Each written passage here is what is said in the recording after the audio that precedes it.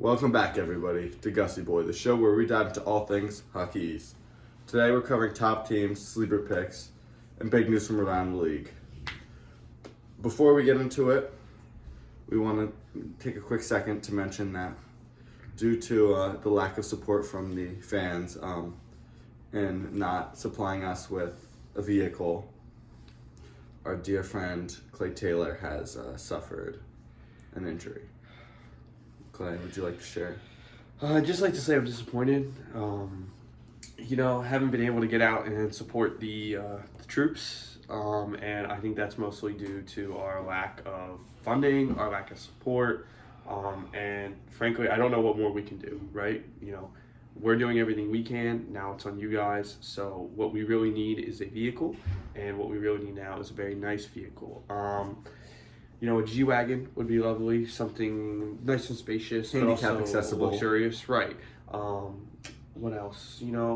I might even go as far to say like a Suburban would be fine, fit the whole gang in there.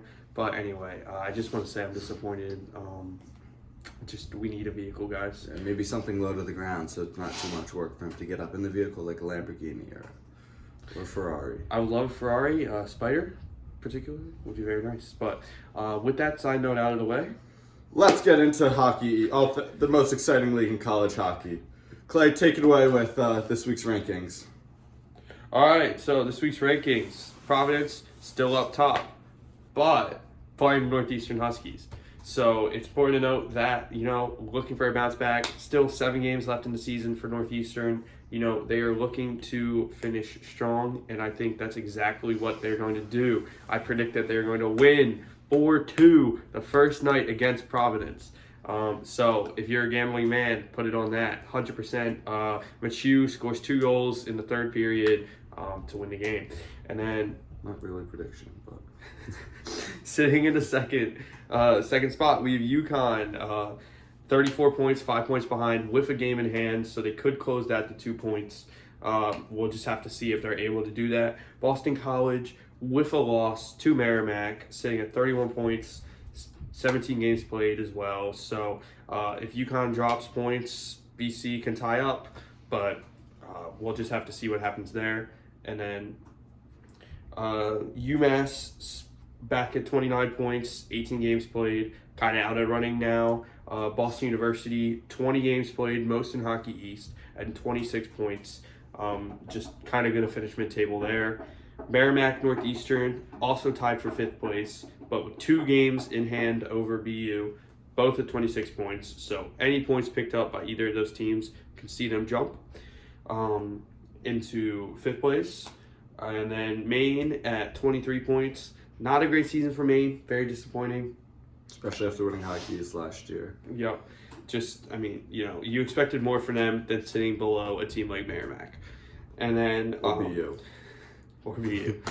Or BC. And then we have UMass Lowell, 19 games played, 22 points. Vermont, 18 games played, 21 points. And the runt of the pack, New Hampshire, 17 games played, 20 points. Could jump all the way up to tied 8th. Should they win and results go their way. But we have to give them credit for beating BU 4-1 last night and breaking their points, or having more points than they have games played this season. It's a first for this team this season. Very impressive from them. All right, thank you, Clay. Now for this week, obviously last night we had some games. Go over, of course, the most important one later. UConn at Maine. UConn won 2-0. Boston College lost 2-4 at Merrimack. BU lost to New Hampshire 4-1 at New Hampshire. The Northeastern Huskies won on the road at Providence 4-2 with 2 goals from Joe Connor. Maybe one in the wrong net, but goal is a goal is a goal. Lawton Zachary still had a very strong save percentage last night. Like every night, he has a great game. And of course, last game from last night, UMass Lowell taking it 4-2 on the road at Vermont. Now for tonight, Valentine's Day, February 14th. No more of that Freaky Friday, Friday the 13th stuff. Hockey East has Northeastern at Providence again, which, if we take this game, very good for the MPI. Gives us a good look at give us a good look at making it the top 16 if we win out. Next, we have New Hampshire at BU. You know, same teams from last night, except flipping who's at home. New Hampshire looking to sweep, so that one's exciting. UMass Lowell at Vermont.